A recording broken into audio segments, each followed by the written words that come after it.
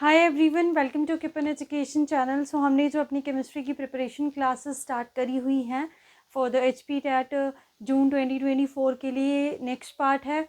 इससे पहले मैंने 3 टॉपिक ऑलरेडी कंप्लीट करवा दिए, उनके PYQ भी डिस्कस कर लिए हैं मैंने। डिस्क्रिप्शन बॉक्स में उन वीडियोस का आपको लिंक मिल जाएगा, ठीक है। तो अभी जो हम करने वाले हैं वो वेरी वेरी इंपॉर्टेंट पार्ट है। देखो, जो आज की वीडियो में हम डिस्कस करेंगे वहाँ से अगर मैं बात करूँ कि क्वेश्चंस की फ्रीक्वेंसी की प्रोबेबिलिटी तो बहुत कम है। ऐसा नहीं है कि वहाँ से क्वेश्चन नहीं आए हैं, क्वेश्चन वहाँ से भी फ्रेम हुए हैं, बट इतनी ज़्यादा फ्रीक्वेंसी नहीं है क्योंकि ये बेसिक पार्ट है। तो ये करना ज़रूरी है क्योंकि अगर आपको जैसे आगे वाले जो क्वेश्चंस हैं उनको सॉल्व करना है तो आपको बेसिक का आइडिया होना चाहिए। बिकॉज अगर आपको बेसिक का आइडिया नहीं है तो उन एडवांस लेवल के क्वेश्चंस को आप सॉल्व नहीं कर पाओगे, ठीक है। क्रेमिंग करके आप उन चीज़ों को याद करके कर तो लोगे पेपर में, बट पेपर में जब बहुत सारे क्वेश्चंस आते हैं सामने तो क्या होता है, चीज़ें भूलनी स्टार्ट हो जाती है। सो बेटर है पहले कॉन्सेप्ट को समझें। तो कॉन्सेप्ट समझोगे तो हम बोल सकते हैं कि फिर जो भूलने की जो प्रोबेबिलिटी है वो कम होगी। तो छोटे छोटे टर्म्स है इस जो आज की वीडियोस में बहुत ही छोटी छोटी टर्म्स हैं, काफ़ी सारी टर्म्स हैं, ठीक है। तो उनको अच्छे से जो मैं बता रही हूँ अच्छे से नोट डाउन करना है, अच्छे से ध्यान देना है। तो स्टार्ट करते हैं अपना चैप्टर जो कि है केमिकल बॉन्डिंग, है ना। सो केमिकल बॉन्डिंग की अगर हम बात करें, ठीक है, कि why question is arise here that कि why the atoms undergo bonding, कि जो एटम्स है वो बॉन्डिंग अंडरगो क्यों करते हैं, क्या रीज़न है उनके पास, मतलब ऐसी कौन सा हम बोल सकते हैं कि उनकी ड्राइविंग फोर्स क्या है, क्यों वो बॉन्ड फॉर्म कर रहे हैं। तो उस ड्राइविंग फोर्स के बारे में हमें पता करना है, ठीक है। तो इफ़ अगर हम बात करें कि बॉन्ड है क्या, पहले हम उस बॉन्ड को डिफ़ाइन करते हैं। तो जब हमने बॉन्ड को डिफ़ाइन कर लिया फिर उसकी ड्राइविंग फोर्स का भी हमें पता चल जाएगा, ठीक है। तो अगर हम बात करें केमिकल बॉन्ड की, ठीक है, केमिकल, क्योंकि बॉन्ड अलग अलग टाइप्स के होते हैं, like in your sister brother bond, ठीक है, पेरेंट्स के साथ बॉन्ड। तो हम ये जो बॉन्ड है ये कौन सा हमारा जो केमिस्ट्री का बॉन्ड है हम उसकी बात कर रहे हैं यहाँ पे, केमिकल बॉन्ड। तो केमिकल बॉन्ड की अगर हम बात करें कि इसको डिफाइन करना चाहें तो ये क्या है, ये it's just like a force of attraction, ठीक है। क्या है ये, force of attractions, force of attraction between कुछ भी, क्या, एटम्स, ठीक है। एटम्स के बीच की फोर्स ऑफ अट्रैक्शन है, आयंस हो सकते हैं, मॉलिक्यूल्स हो सकते हैं, ठीक है। उनके बीच की जो फोर्स ऑफ अट्रैक्शन है दैट बाइंड्स या that forms to chemical bond. मतलब कि जो फोर्स ऑफ अट्रैक्शन है इन एटम्स मॉलिक्यूल्स के बीच में जिसकी वजह से बॉन्ड, मतलब एक तरह से जो हमारे मॉलिक्यूल्स है या एटम्स हैं वो अगर हम बात करें मतलब कि वो अंडरगो करते हैं, उसी को हम केमिकल, मतलब केमिकल बॉन्ड की डेफिनेशन हुई कि जो हमारे पास फोर्स ऑफ अट्रैक्शन है।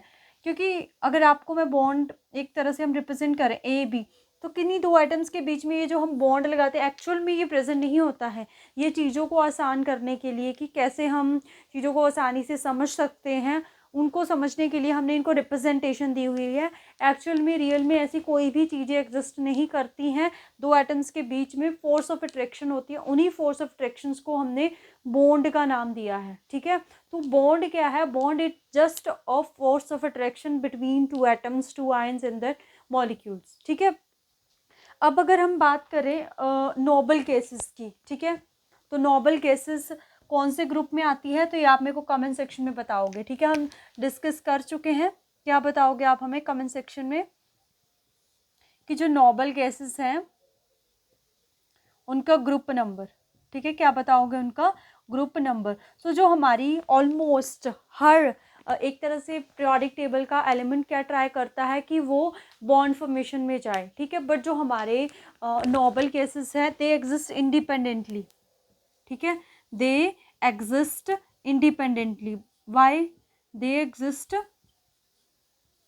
इंडिपेंडेंटली, मतलब ये अकेले अकेले ही एग्जिस्ट करते हैं, like helium, neon, argon at ordinary condition, की जो हमारी नॉर्मल कंडीशन है उसकी अगर हम बात करें तो ये इंडिपेंडेंटली एग्जिस्ट करते हैं, इनको किसी के साथ बॉन्ड बनाने की ज़रूरत नहीं है।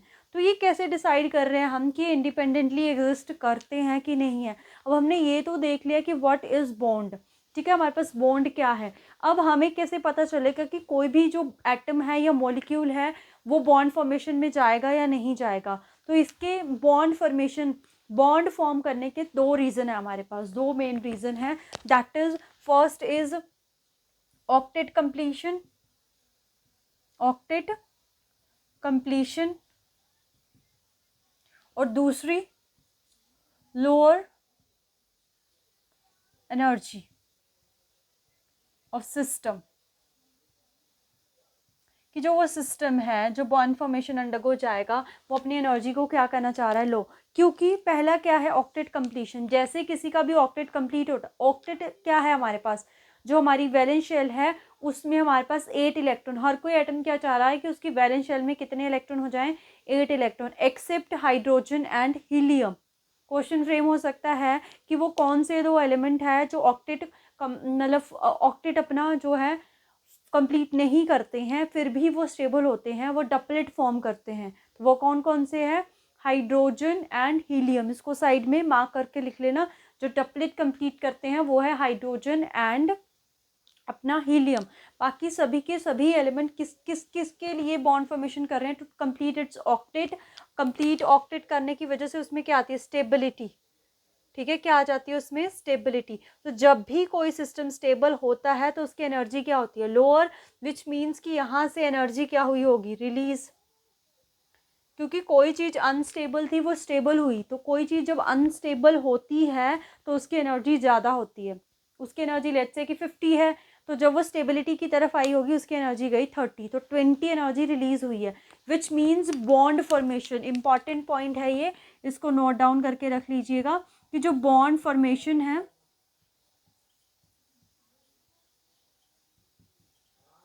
जो बॉन्ड फॉर्मेशन है वो हमारे पास एक्सोथर्मिक इन नेचर है। क्या है वो, एक्सोथर्मिक इन नेचर। देखो कई बार क्या होता है कि कई चीज़ें होते हैं, कई टॉपिक ऐसा है कि वो आपके पेपर में नहीं आता है। देखो मैं जो आपका HP टैट का पेपर है, मैं एग्जैक्ट आपको वही चीज़ें करवाती हूँ जो पेपर में आती हूँ।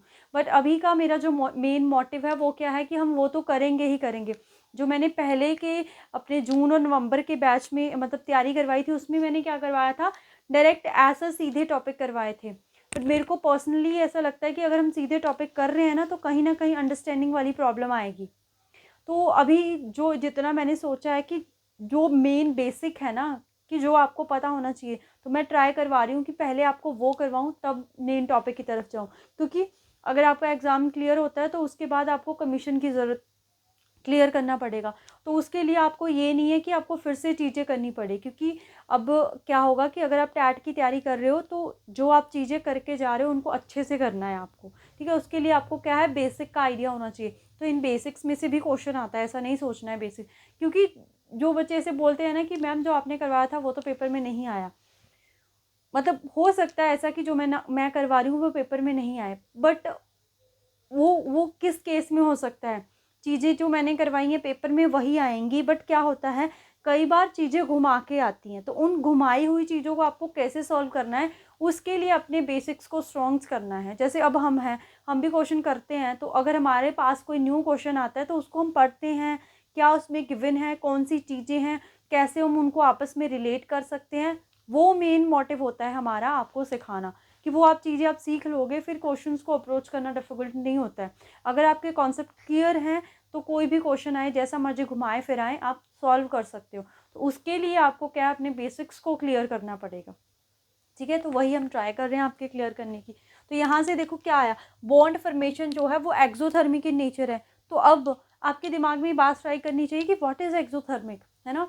अगर तो आपको पता है तो वेरी गुड, अगर नहीं पता है तो exothermic is that reaction in which heat is release. क्योंकि स्टेबिलिटी, अनस्टेबल से स्टेबिलिटी की तरफ गई कि कोई चीज़, तो वहाँ से एनर्जी रिलीज हुई। एक्सो वर्ड आया, एक्सो से याद रख सकते हो एग्जिट। तो क्या एग्जिट हुई है, हीट। तो ऐसी रिएक्शन जिसमें से हीट या energy simple in way release होती है, उसको हम क्या बोलते हैं, एक्सोथर्मिक रिएक्शन। इवन ये सिंपल सा क्वेश्चन भी आता है पेपर में कि ऐसी वो कौन सी रिएक्शन है जिसमें हीट रिलीज होती है, तो वो या हीट इवॉल्व होती है। इवॉल्व भी मतलब रिलीज होना ही होता है। हीट एब्जॉर्ब होती है वो होती है एंडोथर्मिक रिएक्शन, जिसमें हम हीट देते हैं। कई रिएक्शंस होती है ना जिनको हीट देने की ज़रूरत होती है, जैसे हमारे पास लाइक आइस को मेल्ट करना है हमें, तो अगर हमें आइस को, या फिर चलो आइस तो खुद ही मेल्ट हो जाएगी, बट फिर भी उसको भी तो वो टेम्परेचर मिलना चाहिए तब जाके वो मेल्ट होती है। तो वो टेम्परेचर मिल रहा है विच मीन्स उसको हमने हीट दी। तो जिन रिएक्शंस में हीट दी जाती है वो एंडोथर्मिक, और जिन रिएक्शन से हीट एग्जिट हो रही है वो आपकी एक्सोथर्मिक। ठीक है, तो हमारी जो बॉन्ड फॉर्मेशन है वो क्या हुई आपके पास, एक्सोथर्मिक। ठीक है, तो क्या हुआ यहाँ से, फर्स्ट पॉइंट ये आया, bond formation is just bond क्या है हमारे पास, फोर्स ऑफ अट्रैक्शन होते हैं किन्हीं दो एटम्स के बीच में। अब कोई भी चीज़ बॉन्ड क्यों बनाती है, अपना ऑक्टेट कंप्लीट करने के लिए। Second is to lower its energy, कि अपनी एनर्जी को क्या कर सके, लोअर, क्योंकि जब वो स्टेबल हो रही है तो ऑब्वियस सी बात है उसकी एनर्जी जो है वो लोअर होगी। अब बात ये आती थी कि हाउ वी कैन असाइन या वी कैन आइडेंटिफाई दैट कि noble gases are noble gases exist independently. तो जो ये सारी की सारी गैसेस है, अगर मैं नियोन की बात करूं, नियोन इज एटॉमिक नंबर 10, तो इसकी इलेक्ट्रॉनिक कॉन्फ़िगरेशन लिखेंगे 1s2 2s2 2p6। तो ये उसकी जो सेकंड शेल है वही उसकी वैलेंस शेल है। How many electrons in the valence shell, 8। तो इसके तो पहले ही 8 इलेक्ट्रॉन है, तो ये क्यों अंडरगो करेगा बॉन्डिंग। तो इसीलिए जो हमारी नोबल गैसेस है एट ऑर्डिनरी टेम्परेचर, ऐसा नहीं है कि जो नोबल गैसेस है वो बॉन्ड फॉर्म नहीं करती। कुछ एक गैसेस आर्गन एंड जीनोन ये बॉन्ड फॉर्म करती हैं, ठीक है, बट ये ऑर्डिनरी कंडीशन पे नहीं करती हैं। हमें एक्सट्रीम कंडीशन देनी होती है, तो एक्सट्रीम कंडीशन पे तो कोई भी रिएक्शन जो है वो पॉसिबल हो जाती है, बट ऑर्डिनरी कंडीशन पे ये इंडिपेंडेंटली एग्जिस्ट करते हैं। तो ये था हमारे पास बॉन्ड फॉर्मेशन के बारे में। अब हम चलते हैं अपना नेक्स्ट टाइप्स ऑफ बॉन्ड। ठीक है, अभी हमने देखा बॉन्ड क्या है, क्यों फॉर्म हो रहे हैं, क्या रीज़न है, तो रीज़न आए हमारे पास। और bond formation is exothermic, heat release and then octet completion. अब हम चलते हैं टाइप्स ऑफ बॉन्ड पे।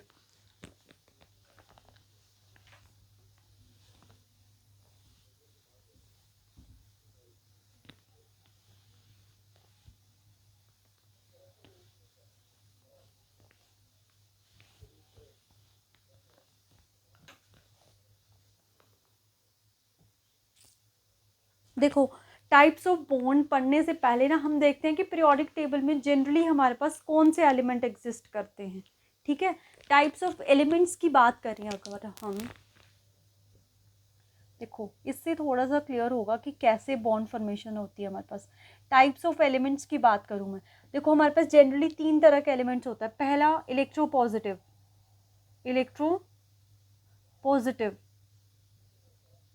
ठीक है, इलेक्ट्रोपॉजिटिव। सेकेंड इज इलेक्ट्रोनेगेटिव,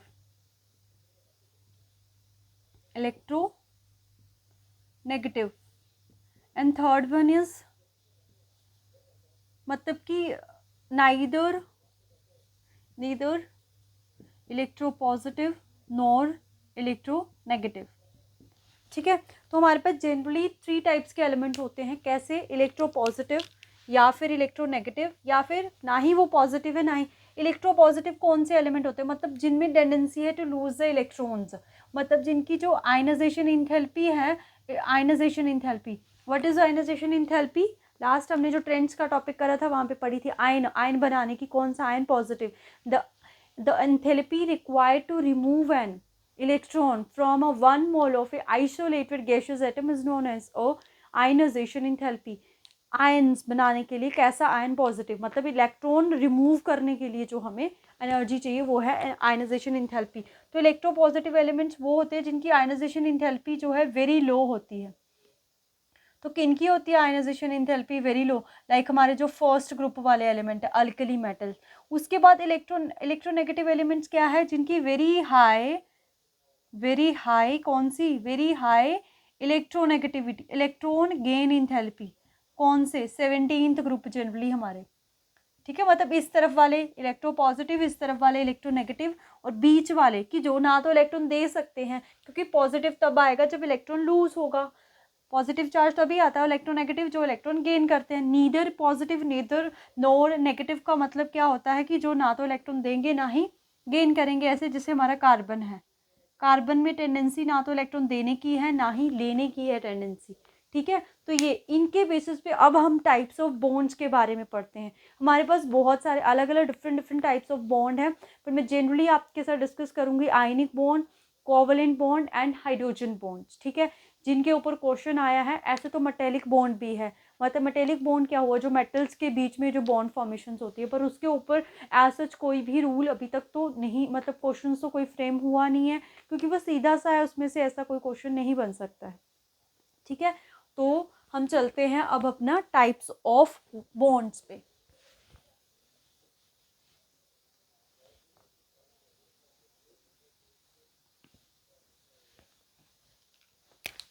क्या है हमारे पास, टाइप्स ऑफ बॉन्ड्स। तो सबसे पहला जो बॉन्ड है वो है हमारे पास आयनिक बॉन्ड। कौन सा बॉन्ड है, आयनिक बॉन्ड।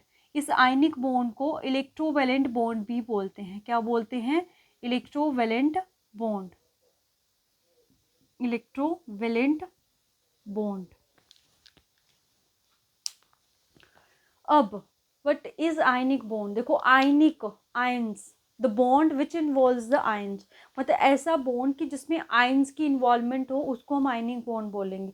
अब आयंस कैसे बनते हैं, ions are generally of two types, कौन सा, पॉजिटिव या फिर नेगेटिव, ठीक है, वही हमारे पास है। वो बनते कैसे, या तो इलेक्ट्रॉन लूज किया जाए या फिर इलेक्ट्रॉन गेन किया जाए। अगर इलेक्ट्रॉन सिस्टम से बाहर जा रहा है तो पॉजिटिव चार्ज, अगर इलेक्ट्रॉन ऐड हो रहा है तो नेगेटिव चार्ज, ये तो पता है ना आपको, ठीक है। सो क्या हो रहा है, कंप्लीट ट्रांसफरेंस हो रही है इलेक्ट्रॉन्स की, चाहे वो जा रहा है चाहे वो आ रहा है। So the bond formed by the complete transference of electrons, ठीक है। आयनिक बॉन्ड क्या हुआ, आयनिक बॉन्ड में क्या है, कंप्लीट, देखो इसको कैसे याद रख सकते हो कि इसमें आयंस आयंस आयंस फॉर्म्ड होंगे, ठीक है। तो आयंस क्या है हमारे पास, या तो पॉजिटिव होगा या फिर नेगेटिव होगा। तो पॉजिटिव नेगेटिव कैसे आता है, by complete transference, by complete transference, transference of electron. तो बेसिक सा क्वेश्चन ये बन सकता है कि by complete transference of electrons कौन सा बॉन्ड फॉर्म हो रहा है हमारे पास, आयनिक बॉन्ड, ठीक है। कंप्लीट ट्रांसफरेंस का मतलब है कि या तो इलेक्ट्रॉन पूरी तरह जाए और आए, ठीक है। तो ये हमने देख लिया। अब हम मेथड देखते हैं, मैकेनिज्म देखते हैं कि how ionic bond is form, ठीक है। इसके लिए हम एग्जांपल कंसिडर करते हैं NaCl, ठीक है। कौन से एग्जांपल कंसिडर करते हैं, NaCl, Na sodium, Cl chlorine. कौन से ग्रुप के एलिमेंट है, sodium is the first group element and chlorine is the 17th group element, and what is the name of 17th group is halogen, ठीक है। तो ऐसे ही साथ साथ चीज़ों को रिकॉल करते रहा करो। देखो अगर हम अपने सोडियम को देखें ना, सोडियम इसका एटॉमिक नंबर है 11, इसका क्या है एटॉमिक नंबर 11। तो इसके नियर बाय नोबल गैस कौन सी है, नियोन। तो ये क्या करता है कि अपना एक इलेक्ट्रॉन दे देता है। तो अगर एक इलेक्ट्रॉन दे देगा, इस पर क्या आ जाएगा, पॉजिटिव चार्ज, ऐसे इसने इलेक्ट्रॉन निकाल दिया। अब एक क्लोरीन है, क्लोरीन का है 17, तो इसको चाहिए इलेक्ट्रॉन, तो ये क्या करेगा, जो इसने इलेक्ट्रॉन दिया हुआ है उसको कर लेगा गेन। तो यहाँ से क्या बन जाएगा, क्लोरीन नेगेटिव। तो अपोजिटली चार्ज आएंगे, इनके बीच में जो फोर्स ऑफ अट्रैक्शन होती है, ठीक है। हमने ये तो देख लिया कि आयंस बॉन्ड कैसे बनता है कंप्लीट। तो वैसे आयनिक बॉन्ड तो एक तरह से फोर्स ऑफ अट्रैक्शन है ना। तो आयनिक बॉन्ड क्या हुई, that the force of attraction, मतलब कौन सी फोर्स ऑफ अट्रैक्शन है, the force of attraction between the oppositely charged ion, ठीक है। हमारे पास अपोजिटली चार्ज्ड आयन, आयन तो है बट कैसे आयन, पॉजिटिव पॉजिटिव भी हो सकता है, negative positive, but oppositely charged ion के बीच में जो फोर्स ऑफ अट्रैक्शन होती है उसको हम क्या बोलते हैं, आयनिक बॉन्ड। अब देखो ये सोडियम है, इसने इलेक्ट्रॉन लूज करना है, अब ये क्लोरीन है, इसने इलेक्ट्रॉन गेन करना है, ठीक है। उसके बाद इनकी क्या होगी, इनमें फोर्स ऑफ अट्रैक्शन होती है, उससे बॉन्ड फॉर्म होता है। तो ऐसा नहीं है कि हर कोई आयनिक बॉन्ड फॉर्म कर देगा, इसके लिए कंडीशन है हमारे पास। अब वो कंडीशन कौन कौन सी है जो आयनिक बॉन्ड फॉर्मेशन के लिए इंपॉर्टेंट है, फर्स्ट यहाँ पे लिख सकते हैं हम conditions, conditions for ionic bond, ठीक है। कौन कौन सी है, फर्स्ट कि जो जिस इलेक्ट्रॉन ने हमारे पास जिस एटम ने इलेक्ट्रॉन लूज करना है, मतलब उसकी आयनाइजेशन इंथैल्पी क्या होनी चाहिए, लो आयनाइजेशन इंथैल्पी। सेकंड, जिसने गेन करना है उसकी आयनाइजेशन क्या होनी, उसकी high electron gain enthalpy, high electron gain enthalpy, ठीक है। थर्ड है लेटिस इंथैल्पी, लेटिस इंथैल्पी भी क्या होनी चाहिए, high. Now what is lattice enthalpy, ये लेटिस इंथैल्पी क्या होनी चाहिए, हाई, क्योंकि लेटिस इंथैल्पी के ऊपर भी क्वेश्चन, लेटिस इंथैल्पी के ऊपर तो क्वेश्चन आया हुआ है काफ़ी बार पेपर में। तो देखो लेटिस इंथैल्पी को समझने के लिए ऐसे डायरेक्ट मैं बता देती आपको कि क्या होती है लेटिस इंथैल्पी, बट ये छोटी छोटी चीज़ों का आपको पता होना, जिनको पता है बहुत अच्छी बात है, बट जिनको नहीं पता है वो यहाँ से सीख सकते हैं। क्योंकि जब हम किसी सब्जेक्ट को, कोई भी सब्जेक्ट है जब हमारे टच में है तो बहुत अच्छी बात है, जब टच में नहीं होती है तो वो चीज़ें भूल जाती है, और होता है हमने पढ़ा भी नहीं हो कभी कभी उस नज़रिए से। क्योंकि एक कॉम्पिटिटिव एग्ज़ाम के लिए पढ़ना और एक नॉर्मल एग्ज़ाम के लिए पढ़ना जो क्लास का, उसमें फ़र्क होता है, ठीक है।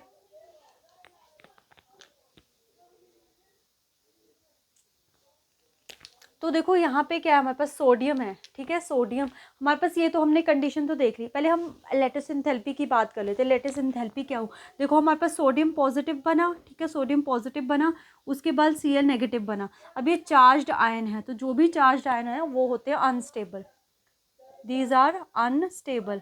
अब क्योंकि ऑपोजिटली चार्ज आयन है, इनके बीच में क्या है हमारे पास, अट्रैक्शन। तो अट्रैक्शन की वजह से यहाँ पे एक बॉन्ड फॉर्म होता है, और ये बॉन्ड फॉर्म हो गया तब ये क्या बन जाता है, एक स्टेबल मॉलिक्यूल। क्या बन जाता है, स्टेबल।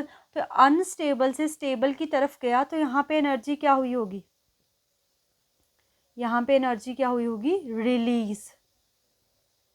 सो दैट एनर्जी, जो ये एनर्जी रिलीज हुई when 1 mole of a molecule is formed, when 1 mole of a NaCl is formed, कि एंथैल्पी है ना, क्योंकि जब भी हम एंथैल्पी को डिफाइन करते हैं तो उसमें हम 1 मोल लेकर ही चलते हैं, यही बेसिक डिफरेंस होता है एनर्जी और एंथैल्पी में, ठीक है। तो हमारे पास क्या है कि जो ये एनर्जी रिलीज हुई हमारे पास when 1 mole of NaCl form, NaCl बना किससे, फ्रॉम इट्स कॉन्सिक्वेंट आयंस, ये आयंस हुए ना इसके कॉन्स्टिट्यूएंट आयन, तो जिन कॉन्स्टिट्यूएंट आयन से हमारा NaCl बना, उस टाइम जो एनर्जी रिलीज हुई, उस एनर्जी को हम क्या बोलते हैं, उस एनर्जी को हम बोलते हैं लेटिस इंथैल्पी, ठीक है। तो जितनी ज़्यादा लेटिस इंथैल्पी होगी मतलब उतनी स्टेबिलिटी होगी, तो जितनी ज़्यादा स्टेबिलिटी होगी उतना जल्दी बॉन्ड फॉर्म, मतलब बॉन्ड आयनिक फॉर्म होगा हमारे पास। क्योंकि कोई कितना अनस्टेबल होगा वो जल्दी से जल्दी चाहेगा वो स्टेबल हो जाए, तो इजीली बॉन्ड फॉर्म होगा। तो लेटिस इंथैल्पी का मतलब है हाउ इजीली बॉन्ड फॉर्म, तो इजीली बॉन्ड फॉर्म उतनी ज़्यादा इंथैल्पी रिलीज होगी। तो एक तो डेफिनेशन है लेटिस इंथैल्पी की, जो एनर्जी रिलीज हुई। दूसरी डेफिनेशन इसकी क्या हो सकती है कि जो ये आयनिक बॉन्ड बना उसको ब्रेक करने के लिए, क्योंकि किसी चीज़ को बनाने में जितनी एनर्जी लगी है उतनी ही ब्रेक करने में लगती है। बॉन्ड की बात करें अगर हम, बॉन्ड में जितनी बॉन्ड फॉर्मेशन में एनर्जी यूज़ हुई है उतनी ही बॉन्ड ब्रेकिंग में यूज़ होती है। तो लेटिस इंथैल्पी की डेफिनेशन ये भी है, the energy enthalpy required to break 1 mole of NaCl to its constituent ion, कि 1 मोल ऑफ NaCl के बॉन्ड को ब्रेक करने के लिए उसके कॉन्स्टिट्यूएंट आयन में कितनी एनर्जी चाहिए, वो भी हमारी लेटिस इंथैल्पी है, ठीक है। तो ये उसके बाद देखो, ये तो हो गया कि लेटिस इंथैल्पी क्या हुई। अब क्वेश्चन ये आता है कि आप कैसे डिसाइड करोगे किस में आयनिक बॉन्ड है। तो जनरली जो आयनिक बॉन्ड बनता है उसके लिए आप याद रखना, उसमें ग्रुप नंबर फर्स्ट सेकंड के एलिमेंट कि जो हमारे पास जो पॉजिटिवली चार्ज आयन होंगे, लाइक सोडियम हो सकता है, मैग्नीशियम हो सकता है, लिथियम हो सकता है, पोटाशियम हो सकता है, सीजियम हो सकता है, कैल्शियम हो सकता है, बेरियम हो सकता है, ठीक है। ये वाले एलिमेंट हो सकते हैं, ठीक है, ग्रुप नंबर फर्स्ट और सेकंड। और नेगेटिव की बात करें 17th ग्रुप के, fluorine, chlorine, bromine and then iodine, ठीक है। फ्लोरीन, क्लोरीन, ब्रोमीन, आयोडीन, ये पॉजिटिवली चार्ज आयन जिनकी आयनाइजेशन इंथैल्पी कम होती है, और ये इलेक्ट्रोनेगेटिव गेन इंथैल्पी जिनकी ज़्यादा होती है। तो इनके साथ अगर बॉन्ड फॉर्म हुआ हो वहाँ पे आयनिक बॉन्ड होता है। कई बार क्वेश्चन फ्रेम हो सकता है, आपको 4 एग्जाम्पल दे देंगे, बताओ इसमें से किस में आयनिक बॉन्ड है। क्वेश्चन ना ऐसे फ्रेम होता है कि वो कौन सा जिसमें आगे हम पढ़ेंगे ना टाइप्स ऑफ बॉन्ड में आयनिक बॉन्ड होता है, कोवैलेंट, जनरली कोऑर्डिनेट बॉन्ड होता है। एक ऐसा क्वेश्चन फ्रेम हुआ था लास्ट ईयर कि वो कौन सा कंपाउंड है, एग्जांपल देके जिसमें तीनों बॉन्ड बन रहे हो, तो वो हम आगे जाके देखते हैं। पहले तीनों बॉन्ड है कैसे वो सीखते हैं, फिर एग्जाम्पल पे जाएंगे, ठीक है। तो ये हमारे पास क्या आया, इनमें अगर ऐसा कोई, जैसे आपके पास एग्जाम्पल हो KCl, ठीक है, आपको दे दिया KCl CH4 and then NH3 और और दे दिया H2। तो बताओ इसमें से किस में आयनिक बॉन्ड फॉर्म होगा। तो आपको ध्यान देखना है, आप अभी सोचोगे, आप अभी ये सोचोगे कि H भी तो फर्स्ट ग्रुप का ही एलिमेंट है, बट जो H जो है वो मेटल नहीं है हमारे पास, वो नॉन मेटल है। उसकी इलेक्ट्रॉनिक कॉन्फ़िगरेशन इनके साथ मिलती है, इसीलिए उसको वहाँ पे प्लेस कर दिया, बस इसकी प्रॉपर्टी उनके साथ इतनी ज़्यादा मैच नहीं करती है, ठीक है। तो hydrogen is not a alkali metal, ठीक है, उसको अल्कली मेटल नहीं कह सकते हम। तो अल्कली मेटल ये रही और ये, तो ये हमारा आयनिक बॉन्ड फॉर्म करेगा, ठीक है। तो ये था हमारे पास आयनिक बॉन्ड के बारे में। बाकी अगर इनकी प्रॉपर्टी की बात करें, देखो NaCl है, NaCl को याद रखना है, वो आयनिक बॉन्ड फॉर्म करता है। तो NaCl is a common salt, कौन सी स्टेट में होता है, सॉलिड स्टेट में होता है। वो किस में डिजोल्व होता है, वाटर में डिजोल्व हो जाता है हमारे पास, ठीक है। उसके बाद अगर हम बात करें मेल्टिंग पॉइंट और बॉइलिंग पॉइंट, देखो अपोजिटली चार्ज आयन है, उनके बीच में फोर्स ऑफ डायरेक्शन है, तो मेल्टिंग और बॉइलिंग पॉइंट बहुत ज़्यादा हाई होता है इनका, बहुत ही ज़्यादा हाई होता है, क्योंकि सबसे स्ट्रॉन्गेस्ट बॉन्ड बोल सकते हैं हम इनको। और अपना इसमें एक आता है कि इलेक्ट्रिकल न्यूट्रलिटी का, मतलब कि इलेक्ट्रिकल न्यूट्रलिटी का नहीं, कंडक्टिविटी का। तो ये कंडक्ट करते हैं, जो आयनिक कंपाउंड है वो कंडक्ट करते हैं। NaCl को जब हम वाटर में डिजोल्व करते हैं, वो एक्सपेरिमेंट करते थे ना छोटी क्लासेस में, बल्ब ग्लो करता था हमारे पास, ठीक है। तो वो NaCl अपनी मोल्टन और एक्वस स्टेट में ये कंडक्ट करते हैं, सॉलिड स्टेट में नहीं करते हैं कंडक्ट, ठीक है। ये इसकी प्रॉपर्टीज़ के बारे में आया। अब ना जो हमारे पास लेटिस एंथैल्पी का क्वेश्चन आता है वो डिस्कस करते हैं, ठीक है।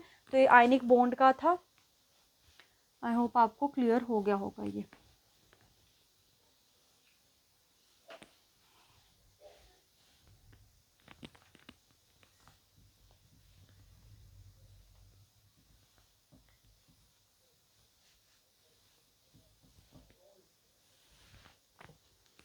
अब हम बात करते हैं लेटिस एंथैल्पी की, ठीक है। किसकी बात करते हैं, लेटिस एंथैल्पी की। देखो लेटिस एंथैल्पी, आपके पास ना दो एग्जांपल है, उनको एग्जांपल से समझना, सब कुछ क्लियर हो जाएगा, ठीक है। एक ये है,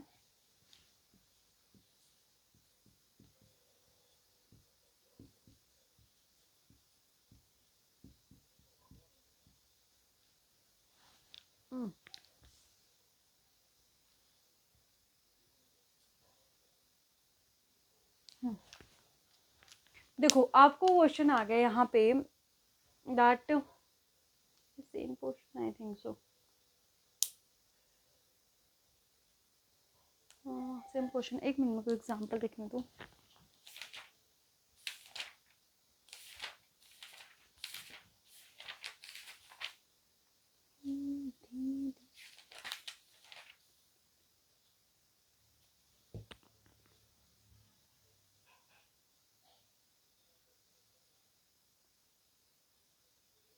ओके, ठीक है ठीक है ठीक है ठीक है, ओके, ठीक है, ये सही है एग्जांपल। अब ना यहाँ पे देखो, हमें हमें अपने कैटायन और एनायन पे नज़र रखनी है।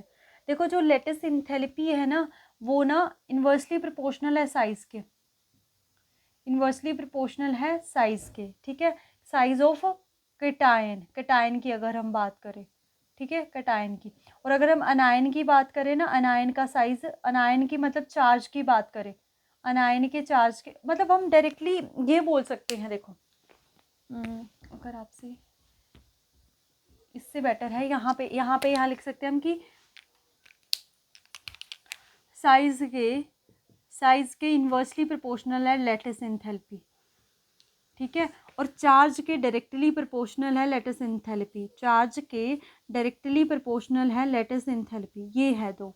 अब हम कैसे डिसाइड करेंगे साइज का, देखो यहाँ पे अगर हम अनायन की बात करें, अनायन दोनों में अनायन तो Cl है, तो जो कॉमन चीज़ है वो डिसाइडिंग फैक्टर नहीं है हमारे पास। तो डिसाइडिंग फैक्टर इज दैट, तो लिथियम है, लिथियम पॉजिटिव है, पोटाशियम पॉजिटिव है और सीजियम पॉजिटिव है। तो ये फर्स्ट ग्रुप के एलिमेंट है। तो हम अगर इसमें देखें सबसे छोटा, ये डाउन द ग्रुप जा रहे हैं हम, तो सबसे छोटा है हमारे पास Li पॉजिटिव, तो ये सबसे छोटा है, तो सबसे छोटा है, लेटिस एंथैल्पी क्या होगी इसकी, सबसे ज़्यादा। तो ऑर्डर हमारे पास ये रहेगा।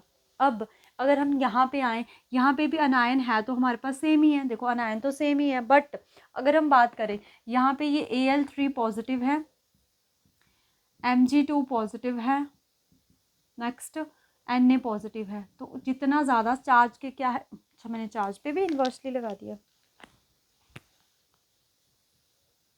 चार्ज के डायरेक्टली प्रोपोर्शनल है, तो इसका सबसे ज़्यादा है, तो इसकी लेटेस्ट एंथैल्पी सबसे ज़्यादा होगी आपके पास। वैसे भी जितना ज़्यादा पॉजिटिव चार्ज होता है उतना साइज़ कम, तो साइज़ कम तो इसकी हमारे पास आयनाइजेशन एंथैल्पी क्या होगी, ज़्यादा। अब देखो एक एग्जांपल हम कर लेते हैं,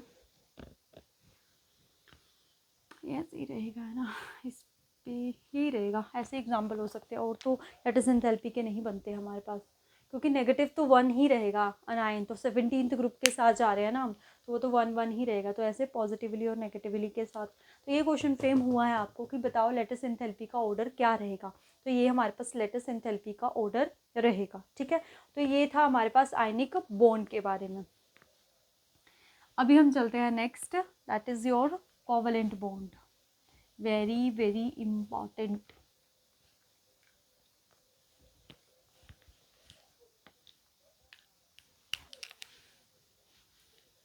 कौन सा बॉन्ड आया, कोवेलेंट बॉन्ड।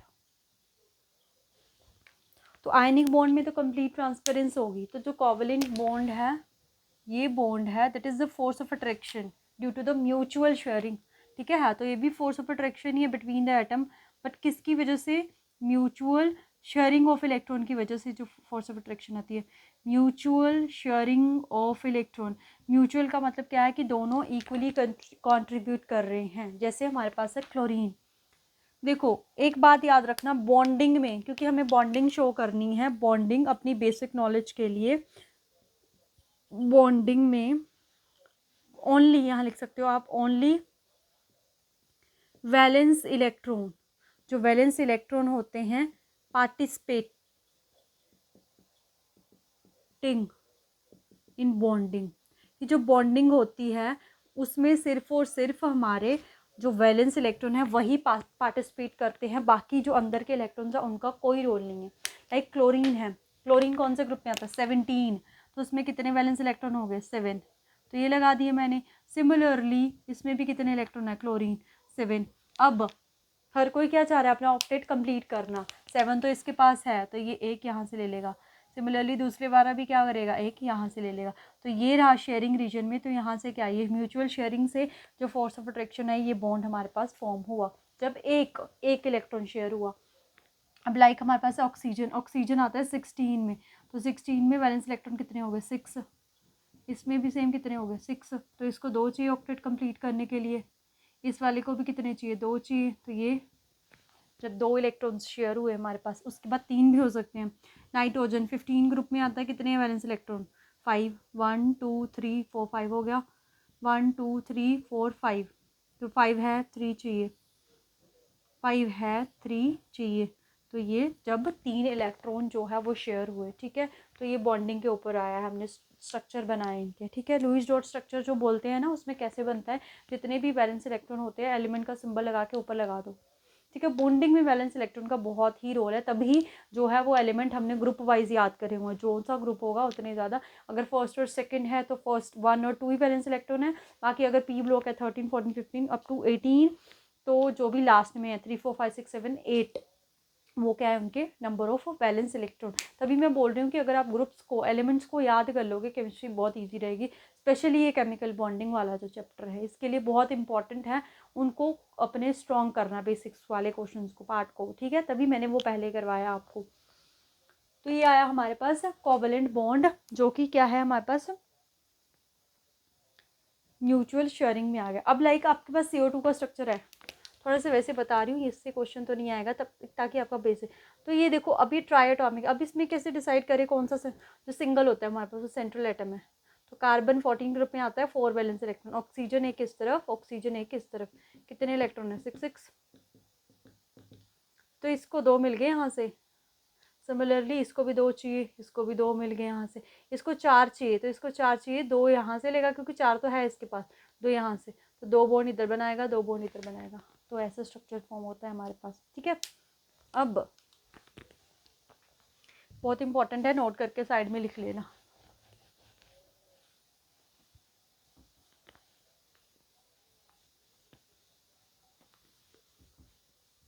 अब एक बहुत ही इंपॉर्टेंट चीज़ बताने वाली हूँ, उस पर भी ध्यान रखना कि अगर हम कोवेलेंट बॉन्ड में बात करें, types of covalent bond,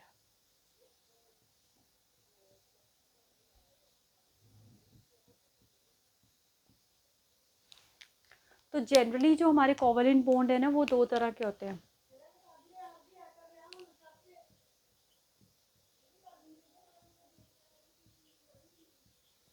polar bond, दूसरा है नॉन पोलर बॉन्ड।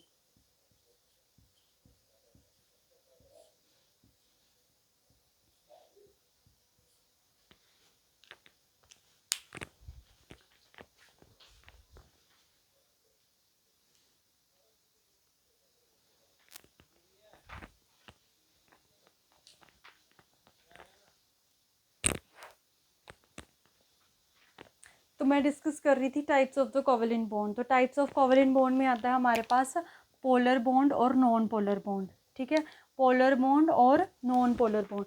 अब ये पोलर और नॉन पोलर से वर्ड आता है हमारे पास पोलैरिटी, पोलैरिटी। ठीक है, तो जो नॉन पोलर बॉन्ड होता है ये हमारे पास आइडेंटिकल एटम्स के बीच में बनता है जनरली। अभी आप इतना सोचो कि आइडेंटिकल एटम्स के बीच में, आइडेंटिकल एटम्स मतलब कि सेम, जिनमें नो, वैसे जो नॉन पोलर बॉन्ड होता है वो जनरली बनता है जिनमें नो इलेक्ट्रोनेगेटिविटी डिफरेंस हो, नो इलेक्ट्रोनेगेटिविटी डिफरेंस। ठीक है, फिलहाल के लिए जैसे हमारा H2 बॉन्ड फॉर्म हो रहा है, O2 बॉन्ड फॉर्म हो रहा है, N2 बॉन्ड हो रहा है, तो ये सारे कैसे, ये हमारे पास है नॉन पोलर। पोलर जिसमें पोलैरिटी डिफरेंस होगा, मतलब इलेक्ट्रोनेगेटिविटी डिफरेंस होगा।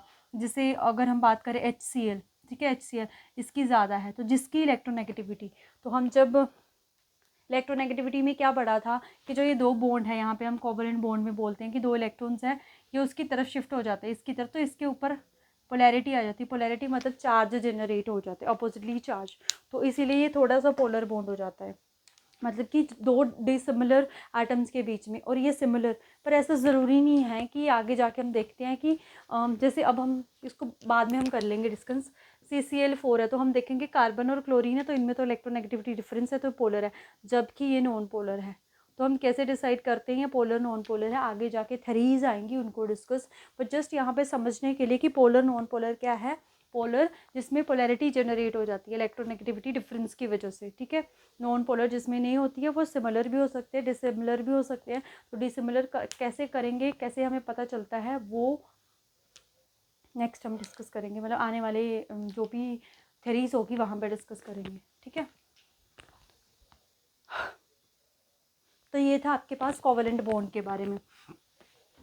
अब हम चलते हैं थर्ड टाइप्स ऑफ बॉन्ड, जो कि है आपका coordinate bond. Very very important question frame करता है यहाँ से। क्या है आपका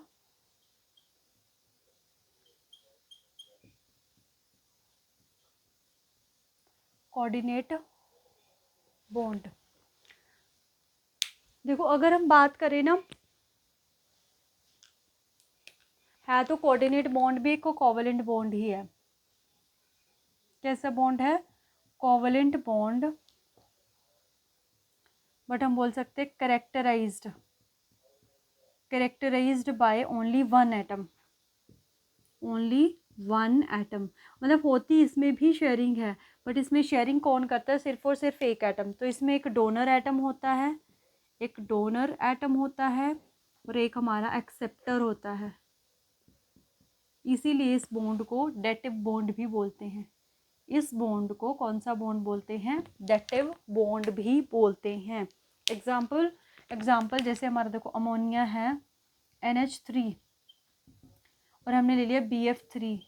ठीक है, तो NH3BF3 जो है ना, ये इलेक्ट्रॉन डेफिशिएंट है, इसके पास इलेक्ट्रॉन नहीं है। वो कैसे इलेक्ट्रॉन डेफिशिएंट हम देखते हैं आगे। ठीक है, तो ये हमारे पास, इसके पास है इलेक्ट्रॉन, तो ये इलेक्ट्रॉन इसको दे देता है, तो ऐसा बॉन्ड बनता है। ये इसने इलेक्ट्रॉन दिए, ऐसे हम एरो लगा देते हैं इसको, तो ये कैसा बॉन्ड है हमारे पास? Coordinate bond. ठीक है, तो ऐसा बॉन्ड जिसमें क्या है हमारे पास, अगर हम बात करें जो शेयरिंग होती है, होता तो ये भी शेयरिंग की वजह से ही है, बट जो शेयरिंग है वो सिर्फ और सिर्फ एक ही एटम से है, वो होता है हमारा कोऑर्डिनेट बॉन्ड। ठीक है, अब ना वो मैंने एक जो बात बोली थी कि वो कौन सा, एक ये है आपके पास NH4Cl, अमोनियम क्लोराइड। इसमें एक, अच्छा वो हम बाद में डिस्कस करेंगे। अमोनियम क्लोराइड, अमोनियम क्लोराइड एक ऐसा एलिमेंट है जिसमें आयनिक बॉन्ड भी है, ये हमारा कोऑर्डिनेट बॉन्ड भी है और कोवलेंट बॉन्ड भी है। देखो ये जो NH4 है ना, पता है ये कैसे बनता है? पहले हमारे पास NH3 है, NH3 बनता है हमारे पास म्यूचुअल शेयरिंग से कोवलेंट बॉन्ड।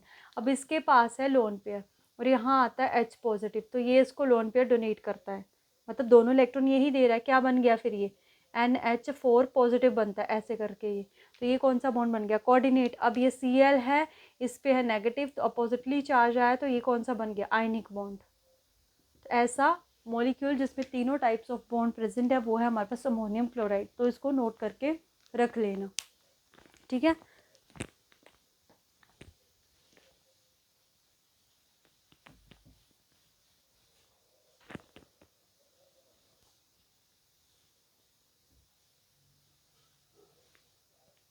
नेक्स्ट जो बॉन्ड आता है वो आता है हमारे पास हाइड्रोजन बॉन्ड। Hydrogen bonding. देखो अगर हम बात करें ना कि कौन सा बॉन्ड स्ट्रॉन्ग है, तो सबसे ज़्यादा बॉन्ड स्ट्रॉन्ग जो है वो आयनिक बॉन्ड ही है। कोवलेंट बॉन्ड इतना ज़्यादा स्ट्रॉन्ग नहीं है क्योंकि वो जस्ट म्यूचुअल शेयरिंग से बना है। और जो आयनिक बॉन्ड है वो हमारे पास कैसे बना है? इलेक्ट्रॉन्स की कंप्लीट ट्रांसफरेंस की वजह से। आयंस है अपोजिटली चार्ज आए ना, तो वहाँ पे फोर्स ऑफ अट्रैक्शन बहुत स्ट्रॉन्ग होती है, ठीक है।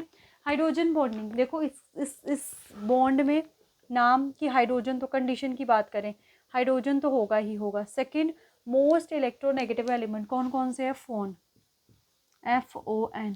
तो जब भी हाइड्रोजन इनके साथ में जाता है, O के साथ वाटर बनता है, N के साथ अमोनिया बनता है, तो ये तीनों मॉलिक्यूल्स जहाँ पे भी ये इन्वॉल्व होंगे वहाँ पे होती है हमारी हाइड्रोजन बॉन्डिंग। अब हाइड्रोजन बॉन्डिंग का मतलब क्या है?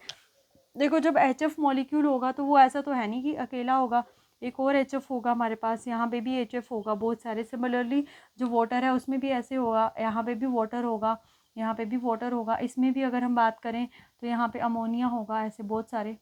अकेला तो एग्जिस्ट नहीं करता है। अब हमें ही पता है इसकी इलेक्ट्रोनेगेटिविटी ज़्यादा है, तो इसकी ज़्यादा इस पे नेगेटिव, इस पे पॉजिटिव। सिमिलरली ये दूसरा मॉलिक्यूल आया, इस पे पॉजिटिव, इस पे नेगेटिवली, तो इसकी इलेक्ट्रोनेगेटिविटी ज़्यादा होने की वजह से इस पे नेगेटिव चार्ज आता है, तो इस पे पार्शियली नेगेटिव आता है, तो अपने जो सराउंडिंग एटम है उसके पार्शियली पॉजिटिव में अट्रैक्शन हो जाती है, यहाँ पे इसके साथ अट्रैक्शन होगी। तो ये जो अट्रैक्शन है, ठीक है, उसको हम क्या बोलते हैं? Hydrogen bonding. सेम यहाँ पे भी, यहाँ पे होगा पॉजिटिव चार्ज, यहाँ पे पॉजिटिव चार्ज, इस पे नेगेटिव चार्ज, 2 चला जाएगा, 2 नेगेटिव, तो यहाँ पे भी होगा ना नेगेटिव, तो इसमें अट्रैक्शन, यहाँ पे भी होगा नेगेटिव, इसमें भी अट्रैक्शन। ये अब यहाँ पे पॉजिटिव होगा, यहाँ पे पॉजिटिव होगा, यहाँ पे पॉजिटिव होगा, यहाँ पे नेगेटिव होगा, तीनों का नेगेटिव होगा ना, तो तीनों के साथ ये ऐसे ऐसे करके ऐसे हाइड्रोजन बॉन्डिंग हो जाती है। मेनली आपको याद रखना है हाइड्रोजन होना है और तीनों के तीनों हमारे पास मोस्ट इलेक्ट्रोनेगेटिव एलिमेंट होने चाहिए। अब देखो इसके कॉन्सिक्वेंसेस क्या है? जब इसमें इसमें क्या हुआ, इससे क्या हुआ कि जो मॉलिक्यूल्स हैं वो कैसे हो गए? एसोसिएट, जुड़ना शुरू हो गए। तो अगर वो एसोसिएट हो गए तो जो मेल्टिंग और बॉइलिंग पॉइंट है वो हाई हो जाता है। मेल्टिंग बॉइलिंग पॉइंट जो है वो हाई हो गया, ये कॉन्सिक्वेंसेस। और इसका कॉन्सिक्वेंसेस है कि जो एसिड है ना हमारे कार्बोक्सिलिक एसिड, कार्बोक्सिलिक एसिड वो डाइमर की तरह एग्जिस्ट करते हैं। कार्बोक्सिलिक एसिड ये होते हैं ना हमारे पास ऐसे, यहाँ पे देखो, यहाँ पे इस पे नेगेटिव होगा तो यहाँ पे यहाँ H होगा, सिमिलरली दूसरा होगा तो यहाँ पे हाइड्रोजन बॉन्डिंग कर देगा वो शो, तो डाइमर। तो ये रीज़न हो सकता है कि कार्बोक्सिलिक एसिड डाइमर की तरह, किसकी वजह से? किसकी वजह से? हाइड्रोजन बॉन्डिंग की वजह से। जहाँ पे भी हाइड्रोजन बॉन्डिंग होगी, अल्कोहल्स में हाइड्रोजन बॉन्डिंग होती है, ऑर्गेनिक केमिस्ट्री करेंगे वहाँ पे देखते हैं कार्बोक्सिलिक एसिड, अल्कोहल्स क्या है हमारे पास, तो हाइड्रोजन की बॉन्डिंग की वजह से हमारे पास ये चीज़ें आ जाती है, ठीक है। तो ये था हमारे पास हाइड्रोजन बॉन्डिंग। अब जो एटम कंबाइंस नहीं करते, क्या उनके बीच में बॉन्डिंग नहीं है? क्योंकि एटम्स तो उनके भी अकेले तो वो एग्जिस्ट नहीं करते हैं, तो जिनमें कोई भी बॉन्ड प्रेजेंट नहीं होता वहाँ पे हम बोलते हैं वेंडरवोल फोर्सेज है। वेंडरवोल फोर्सेज आती है साइज़ की वजह से, जैसे नोबल गैसेज है उसमें helium, neon, argon, krypton, xenon, तो हम बोलेंगे डाउन द ग्रुप वो फोर्सेज वहाँ पे इंक्रीज़ कर रही हैं क्योंकि down the group size increase कर रहा है, उसमें और तो कोई टाइप्स की बॉन्डिंग नहीं है, तो उसमें वेंडरवोल फोर्सेज, वेंडरवोल टाइप्स ऑफ बॉन्डिंग हो जाती है, वेंडरवोल फोर्सेज बोलते हैं जिसको हम, फोर्स ऑफ अट्रैक्शन, ठीक है। तो ये था हमारे पास टाइप्स ऑफ बॉन्डिंग के बारे में, डिफरेंट डिफरेंट टाइप्स की जो बॉन्डिंग थी। अब हम छोटी छोटी 3-4 और चीज़ें हैं बॉन्ड पैरामीटर्स, वो पढ़ेंगे, फिर क्लास को ओवर कर देंगे, फिर केमिकल बॉन्डिंग जहाँ से ज़्यादा क्वेश्चन आते हैं वो नेक्स्ट पार्ट में डिस्कस करेंगे।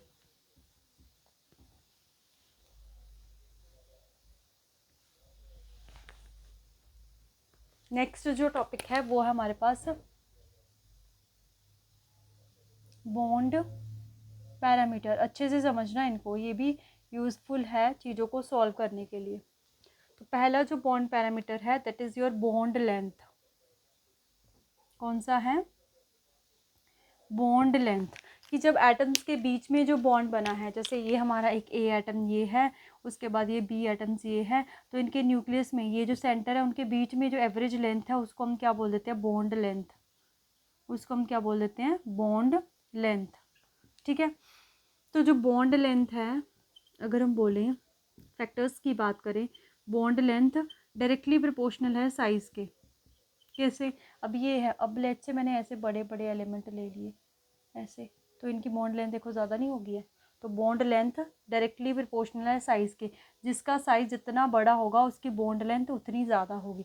सेकंड, अगर हम बात करें जो बॉन्ड लेंथ है हमारे पास, बॉन्ड लेंथ है हमारे पास, it is inversely proportional to bond strength.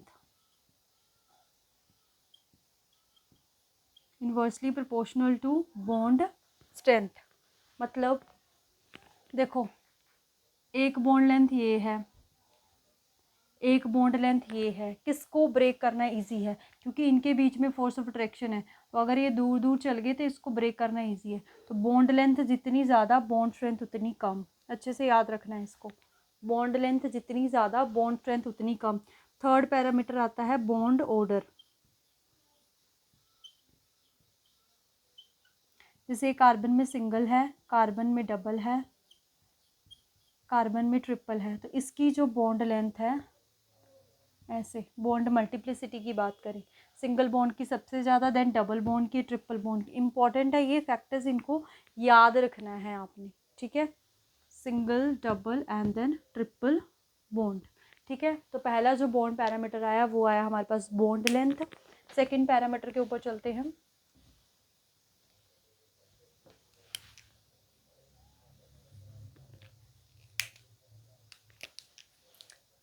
Second parameter है हमारा बॉन्ड स्ट्रेंथ, बॉन्ड ऑर्डर मैंने लिख लिया ना, बॉन्ड इंथैल्पी है नेक्स्ट, बॉन्ड इंथैल्पी। तो what is bond enthalpy? The energy required to break a one mole of an atoms. कि जो एक एटम है उसके बॉन्ड को ब्रेक करने के लिए। तो अगर इसके फैक्टर्स देखें तो साइज ऑफ एन एटम के इन्वर्सली प्रोपोर्शनल होगी बॉन्ड इंथैल्पी, क्योंकि जितना ज़्यादा साइज उतनी ज़्यादा लेंथ, जितनी ज़्यादा लेंथ उतनी कम स्ट्रेंथ, स्ट्रेंथ कम तो एनर्जी भी कम।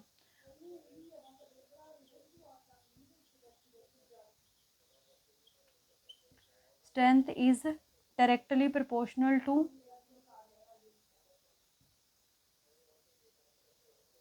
Bond enthalpy.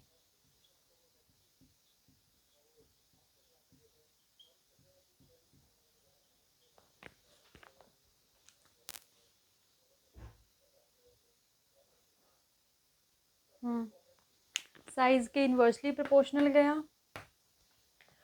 स्ट्रेंथ के डायरेक्टली प्रोपोर्शनल गई हमारी बॉन्ड इंथैल्पी। ठीक है, अब देखो इसको एग्जांपल से समझते हैं हम। लाइक आपके पास है HF, HCl, HBr, HI। अब क्वेश्चन आगे कि बताओ किसकी बॉन्ड इंथैल्पी सबसे ज़्यादा है।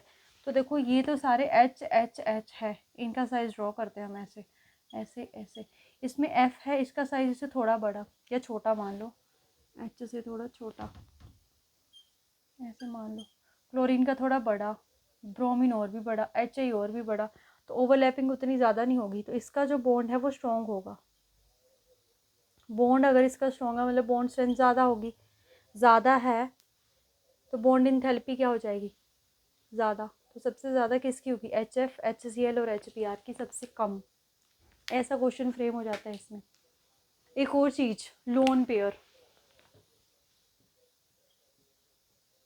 लोन पेयर इनकी बात करें, एक हमारे पास ये है और एक हमारे पास कार्बन कार्बन बॉन्ड है। तो इसमें मतलब ये तो ट्रिपल बॉन्ड है, इसमें क्या है, लोन पेयर है। तो लोन पेयर की वजह से बॉन्ड स्ट्रेंथ क्या होती है, बॉन्ड स्ट्रेंथ डिक्रीज। ठीक है, बॉन्ड पेयर की वजह से जो बॉन्ड स्ट्रेंथ है वो डिक्रीज कर जाती है। तो सेकेंड पैरामीटर हो गया। थर्ड आता है बॉन्ड एंगल।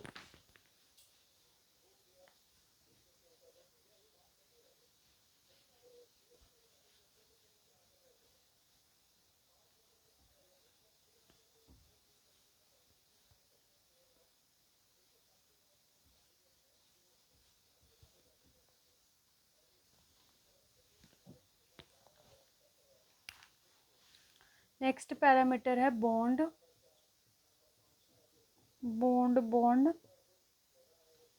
एंगल।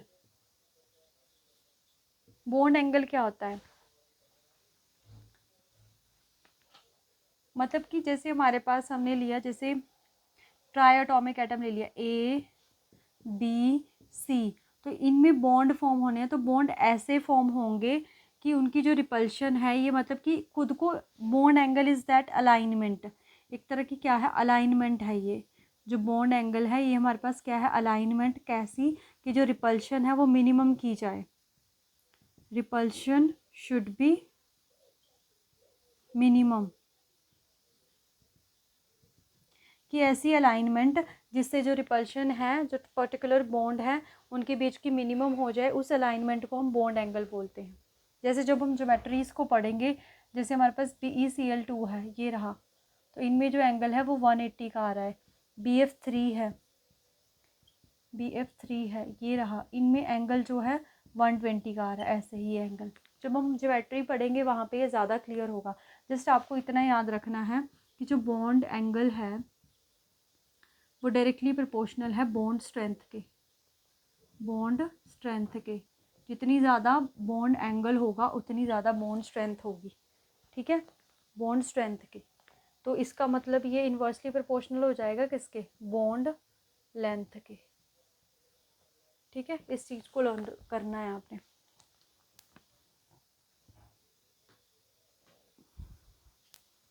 तो ये हमने बॉन्ड पैरामीटर्स के बारे में पढ़ लिया। तो आज की क्लास का जो लास्ट टॉपिक है वो हम करने जा रहे हैं।